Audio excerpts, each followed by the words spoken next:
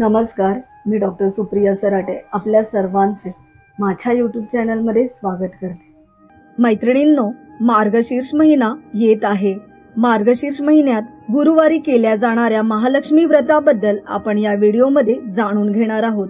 या व्हिडिओमध्ये सांगितल्याप्रमाणे आपण पूजा सामग्री नक्की जवळ ठेवावी आणि सांगितल्याप्रमाणे मैत्रिणींनो, महालक्ष्मी व्रताच्या पूजेसाठी जी सामग्री लागणार आहे ती आपण पूजेच्या आधी नक्की पडताळून पाहावी, जेणेकरून ऐनवेळी आपली धावपळ होणार नाही, कोणतेही साहित्य सामग्री विसरणार नाही।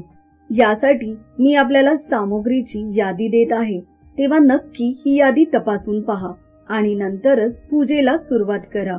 सामग्री: चौरंग किंवा पाट, गणेश मूर्ती किंवा फोटो प्रतिमा, महालक्ष्मी फोटो किंवा मूर्ती, एक तामण, पंचपळी, आचमनासाठी वाटी, पेला, तुपाचा दिवा, 5 प्रकारच्या पानांची डहाळी किंवा 5 प्रकारच्या झाडांची पाने, 5 प्रकारची फळे, एक शेंडी असलेला नारळ, 10 विड्यांची पाने, 2 सुपारी आणि रांगोळी, 2 1 रुपयाचे नाणे, घंटी, तेलवातीची समई, एक तांब्या किंवा कलश, रासेसाठी तांदूळ किंवा गहू, हळदी कुंकू, खोबरे, गुळाचा खडा, देवीचे शृंगार करण्यासाठी अलंकार साहित्य जसे मंगळसूत्र, वज्रटीक, हार, नथ वगैरे,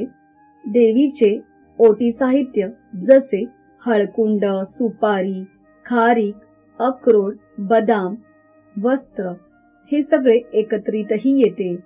देवीला वेणी, देवीचा मुखवटा, देवीसाठी लाल वस्त्र किंवा चुनरी, कापसाचे वस्त्र, झेंडू फुले, कमळ, दुर्वा, तुलसी पत्र, कापूर, अगरबत्ती, धूप, केळीचे पान गाईला नैवेद्य दाखवण्यासाठी, एक वाटी किंवा ग्लास, पाणी, दूध आणि पंचामृत। मित्रांनो, आपल्याला आमचा व्हिडिओ आवडला असेल तर नक्की लाईक करा, शेअर करा आणि चॅनलला नवीन असाल तर सबस्क्राईब करायला विसरू नका। धन्यवाद।